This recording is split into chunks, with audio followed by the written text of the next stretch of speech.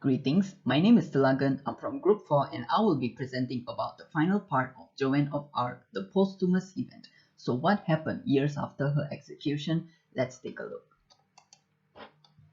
The Hundred Years' War continued for 22 years after her death. Charles VI retained legitimacy as the King of France in spite of a rival coronation held for Henry VI at Notre Dame Cathedral in Paris on 16 December 1431, the boy's 10th birthday.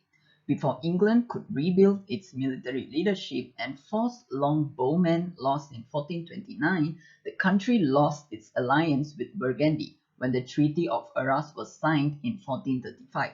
The Duke of Bedford died the same year, and Henry VI became the youngest king of England to rule without a regent. His weak leadership was probably the most important factor in ending the conflict. Kelly de Vries argues that Joan of Arc's aggressive use of artillery and frontal assaults influenced French tactics for the rest of the war. In 1452, during the posthumous investigation into her execution, the church declared that a religious play in her honor at Orleans would allow attendees to gain an indulgence, meaning remission of temporal punishment for sin, by making a pilgrimage to the event. The retrial. Pope Calixtus III was instrumental in ordering the retrial of Joan of Arc in 1455 after receiving a petition from her family. A posthumous retrial opened after the war ended. Pope Calixtus III authorized this proceeding, also known as the nullification trial, at the request of Inquisitor General John Berhall and Joan's mother Isabel Rome. The purpose of this trial was to investigate whether the trial of condemnation and verdict against Joan of Arc before had been handled justly according to canon law.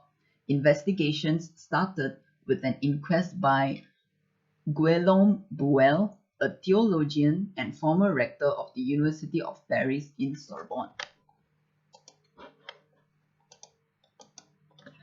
Berhall conducted an investigation in 1452. A formal appeal followed in November 1455.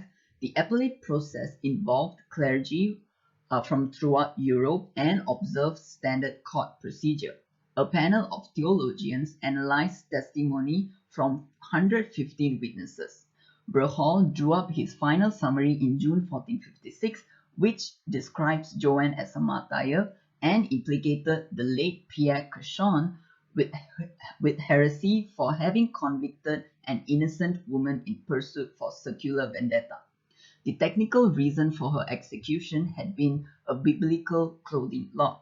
The nullification trial reversed the conviction against Joan of Arc in part because the condemnation proceeding had failed to consider the doctrinal exceptions to that stricture.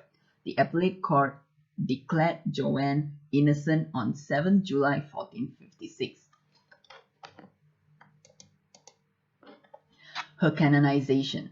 Joan of Arc became a symbol of Catholic League during the 16th century when Felix Dupanloup was made Bishop of Orleans in 1849. He pronounced a fervid panegyric on Joan of Arc, which attracted attention in England as well as France, and he led the efforts which culminated in Joan of Arc's beatification in 1909.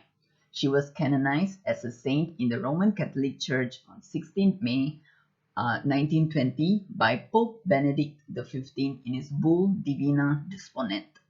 Joan is remembered in the Church of England with a commemoration on 30th May.